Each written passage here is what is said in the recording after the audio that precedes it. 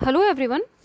आज हम लोग स्टार्ट करते हैं ऋषि मनु का इंटरनेशनल रिलेशन की थ्योरी, मतलब परराष्ट्र नीति व संबंध। देखिए, ये बहुत ही इम्पॉर्टेंट है, या हम ये कह सकते हैं कि आज भी ये बहुत रेलिवेंट है। कौटिल्य की जो थ्योरी है इंटरनेशनल रिलेशन की, वो भी इससे प्रेरित है, ठीक है। और आज भी हमारे देश में, या ये कह लीजिए कि 2014 के बाद हमारे देश की जो इंटरनेशनल रिलेशन जिस तरीके से चल रहा है वो यही है। हम भूल गए थे ये सारी चीज़ें लेकिन हम लोग वापस लौट आए। तो ये बहुत ही इंटरेस्टिंग है एंड रेलिवेंट है, और ये यूज़ होता है। ये सिर्फ एक प्रिस्क्रिप्टिव थ्योरी नहीं है, ये डिस्क्रिप्टिव थ्योरी नहीं है समझाने के लिए व्हाट ऑट टू बी।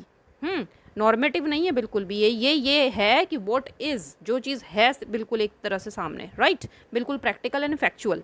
देखिए, विद वैल्यू ओरिएंटेड, अब इसको समझते हैं। अब देखिए आप, परराष्ट्र नीति, इसमें देखिए उन्होंने दो तरीके से इसको समझाया है। मंडल सिद्धांत है और एक है षड गुण्य सिद्धांत या क्षण गुण्य सिद्धांत इसको बोलते हैं, ठीक है, क्योंकि थोड़ा संस्कृत का वर्ड है। तो अब देखिए, सबसे पहले देखते हैं मंडल सिद्धांत क्या होता है। मंडल सिद्धांत, ये जो मैंने लेफ्ट में बनाया हुआ है, इसको देखिए। अब ये एक तरीके से मैप है कि किस तरीके से भारत लोकेटेड है, और भारत की जो जोग्राफिकल सिचुएशन है उसमें हमारा दोस्त और हमारे शत्रु, और फिर उनका जो आपस में रिलेशन बनता है वो किस तरीके से बनता है, राइट। अब देखिए, मंडल सिद्धांत जो मैंने लिखा है उसके नीचे मैंने लिखा हुआ है विजिगीषु राजा। विजिगीषु राजा कौन है?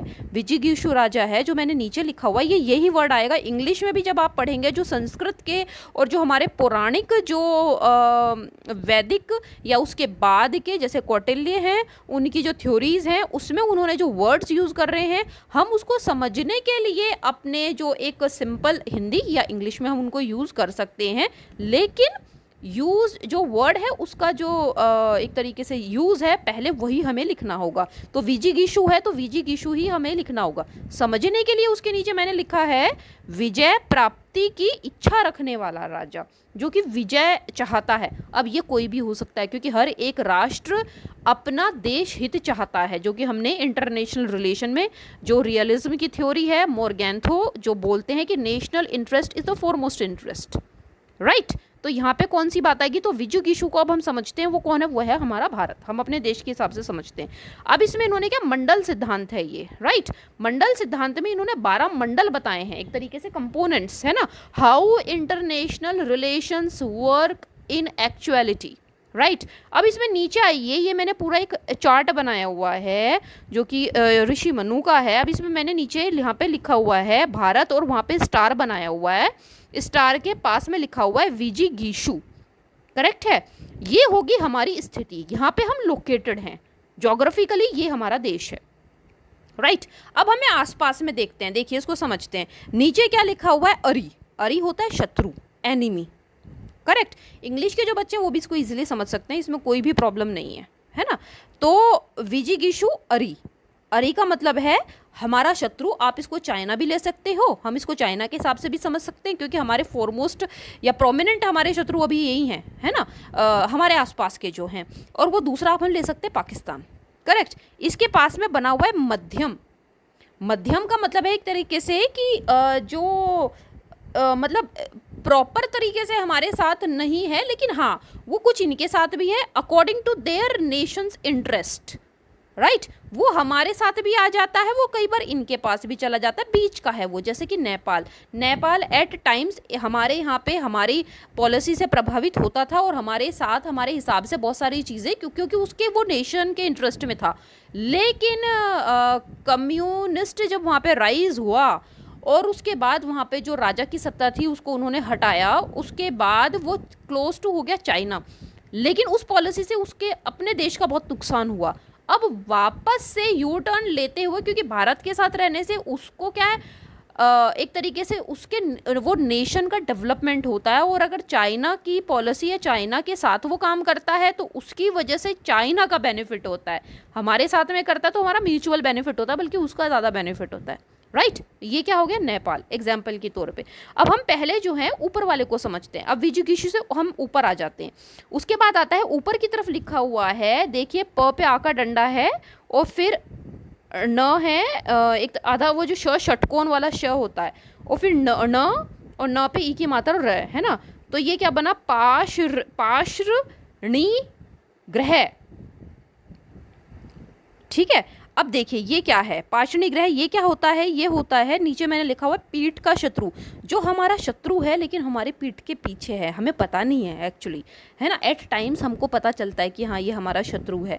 ये मिला रहता है किससे, ये पीठ का शत्रु है। ये मिला रहता है किससे, ये मिला रहता है हमारा जो शत्रु होता है उससे, या ये कह लीजिए हमारा फोरमोस्ट एक तरह से प्रोमिनेंट शत्रु ये भी है। ये क्या हो गया, अगर हम इसको सोचे, विजिगिशु और अरी को हम समझते हैं चाइना, और इसको हम लेते हैं पाकिस्तान, क्योंकि इधर की तरफ हमारे कौन हो गया, इधर की तरफ अगर हम देखें तो चाइना है, और पीठ के पीछे की तरफ कौन हो गया, हमारी ये हो गया पाकिस्तान, राइट। अब देखिए इसके ऊपर का जो राष्ट्र होगा, इसके पास का जो राष्ट्र होगा, देखिए ये इंटरनेशनल रिलेशन में अदर कंट्रीज इस कंसेप्ट को फॉलो करते थे, इनफैक्ट पाकिस्तान ने इस कंसेप्ट को फॉलो किया है और हम भूल गए। थैंक गॉड कि हम वापस आए हैं अब, राइट। अब देखिए यहाँ पे क्या, आक्रांत, आक्रांत को होता है पीठ का मित्र, वो देश जो हमारे पीछे की तरफ है, राइट, लेकिन वो हमारा मित्र है। एक तरीके से हम इसको ले सकते हैं, या तो आप सऊदी अरेबिया भी ले सकते हो जो पीछे की तरफ हमारे पड़ता है, या सऊदी अरेबिया थोड़ा सा दूर हो गया। अगर पास की बात करें तो अफगानिस्तान, अफगानिस्तान में हालांकि तालिबान आ गया है, लेकिन क्योंकि हम कुछ चीज़ों को वहाँ पर एक तरीके से खाना या फिर अनाज हमको कुछ चीज़ें पहुँचा रहे हैं, तो इसलिए तालिबान क्या है, तालिबान इंडिया को सपोर्ट करता है। सपोर्ट इस समय कर रहा है क्योंकि उसके बेनिफिट में है, हम फीड कर रहे हैं उसको। तो सपोर्ट इन द सेंस कि वो पाकिस्तान की बातों में नहीं आ रहा है अभी एट प्रेजेंट में। तो ये हो गया हमारा एक तरीके से पीठ का मित्र हो गया फॉर द मोमेंट, क्योंकि international relation changes every second, right. उसके बाद ऊपर का आता है पाषणी ग्रह सार। इसका क्या मतलब हुआ, इसका मतलब हुआ जैसे मैंने नीचे लिखा हुआ है, पीठ के शत्रु का मित्र। ये जो हमारा शत्रु है ना पाकिस्तान, जो पीठ के पीछे की तरफ हमारे लोकेटेड है, उसका ये मित्र हो गया। जैसे कि आप इसको बोल सकते हो, आप टर्की को ले लीजिए, है ना, लोकेशन के हिसाब से हालांकि दूर है, लेकिन फॉर एग्जांपल हम ले सकते हैं टर्की को, क्योंकि वो हमारे उधर की तरफ ऊपर की तरफ ही जाके पड़ता है।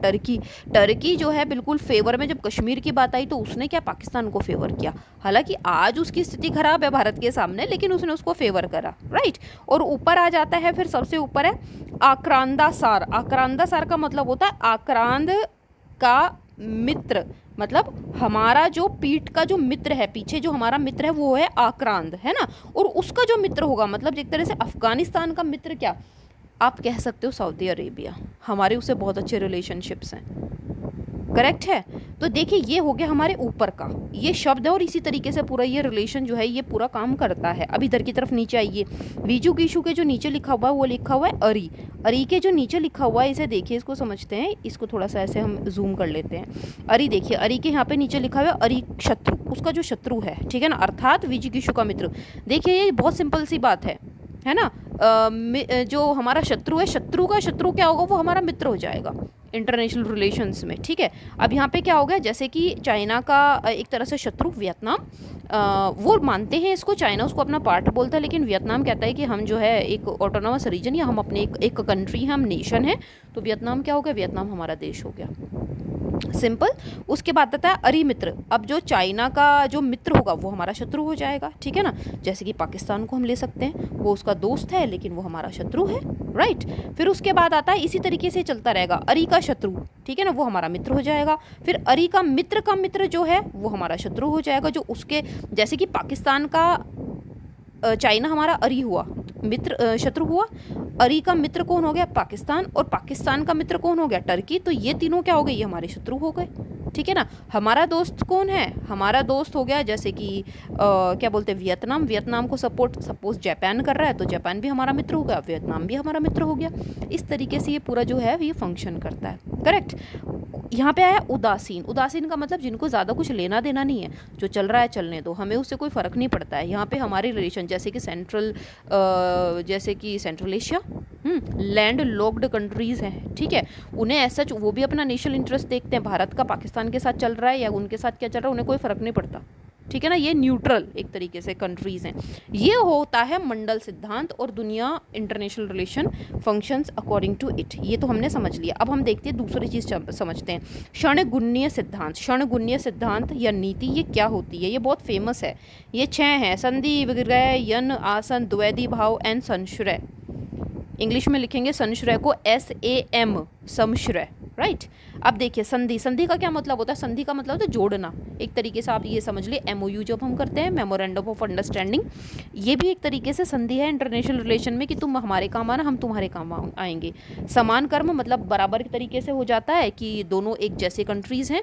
जैसे कि भारत का हो गया, अब तो भारत एक नियर टू डेवलप्ड कंट्री है, बहुत अच्छे से काम कर रहा है, डेवलपिंग होते हुए डेवलप के बीच में बैठता है जाके, है ना, और बहुत इसका हमारे देश का मान भी बढ़ा है। तो समान की बात आ गई, तो जैसे कि भारत का हो गया जापान के साथ, या USA के साथ हम कोई बात करें, या रशिया के साथ हम कुछ कर रहे हैं, ठीक है। असमान हो गया, जैसे भारत ने श्रीलंका की मदद करी, ठीक है, या भारत ने भूटान की मदद करी, ये असमान हो गया।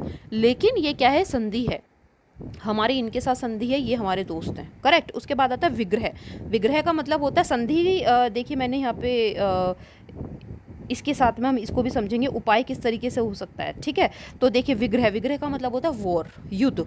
एक्चुअली जब आप वॉर में जा रहे हो, बिल्कुल वो वॉर, जैसे कि रशिया और यूक्रेन का चल रहा है, एक्चुअली वॉर चल रहा है, ठीक है। उसके बाद आता है यन। यन का मतलब होता है वास्तविक आक्रमण की तैयारी। यन वॉर से पहले है, हम उसमें क्या करते हैं, उसमें देश क्या करते हैं, ये क्या है? युद्ध से बचना है, या कहाँ पे युद्ध करना है, या यहाँ पे कहाँ पे युद्ध दिखाना है कि यस वी आर रेडी।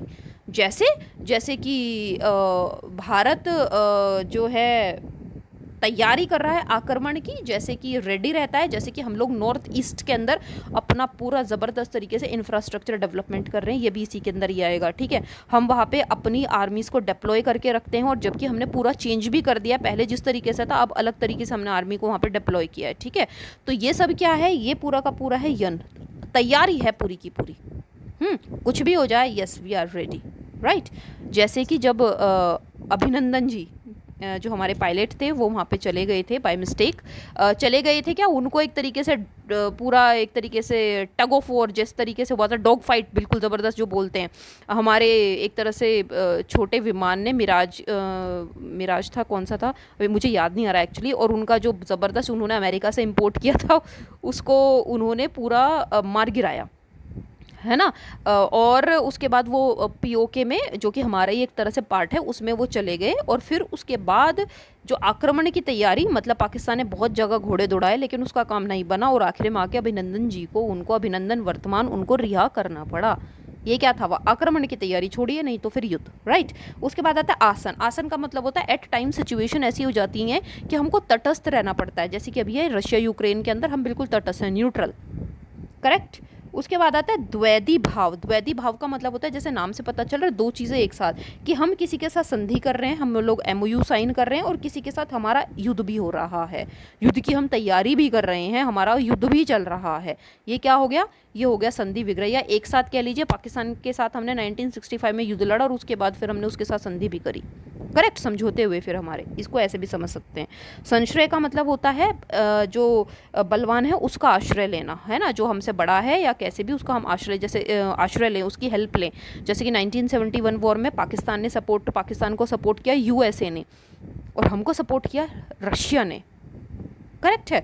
ये क्या हुआ? ये हो गया संश्रय। देखिए बिल्कुल करेक्ट है, सारी चीज़ें ऐसी होती हैं। उपाय क्या है, किस तरीके से हम इन सब चीज़ों को हम अपने उसका जो दुश्मन है उसको हम अपने पाले में लाते हैं, और किस तरीके से कैसे चीज़ों को हम हैंडल करते हैं, वो होता है इन 4 तरीक़ों से।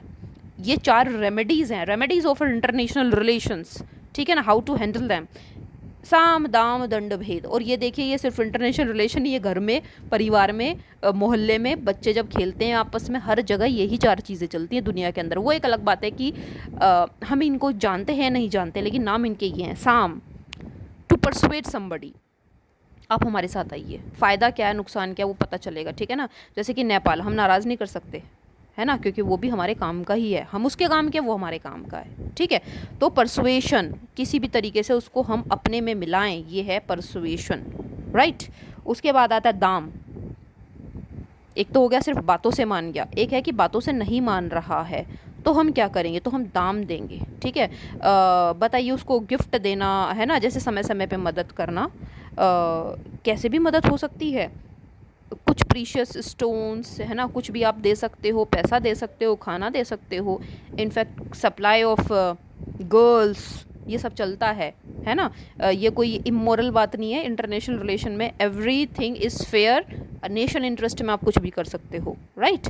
तो ये सब चीज़ें चलती हैं, आप उसको अपने फेवर में करने के लिए ये सब चीज़ें करी जाती हैं। फिर आता है भेद। भेद का मतलब डिवाइड एंड रूल। आप उसको तोड़ दीजिए, दो लोग आप मतलब उसको एक को अपने में मिला लीजिए और दूसरे को आप वो कर दीजिए। जैसे कि नाटो, यूक्रेन नाटो में जा रहा था, लेकिन रशिया ने क्या किया, रशिया ने भेद विद वॉर, है ना। पहले कोशिश करी, नहीं माना, तो उसने एकदम से युद्ध कर दिया। और अभी हुआ क्या है, अभी नाटो ने सपोर्ट ही नहीं किया एक तरीके से, जिस तरीके से उसे करना चाहिए था। यूक्रेन उसका पार्ट होने ही वाला था, लेकिन उसने सपोर्ट नहीं किया उसको, राइट। तो ये अलग अलग हो गए।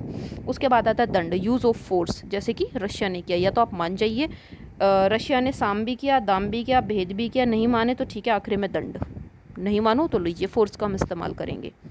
करेक्ट है। तो देखिए, ये क्या हमने पढ़ा है, ये हमने पढ़ा है परराष्ट्र नीति व संबंध, international relations of Rishi Manu, right. I hope आपको ये बिल्कुल अच्छे से समझ में आया होगा। Thank you so much for watching and happy reading.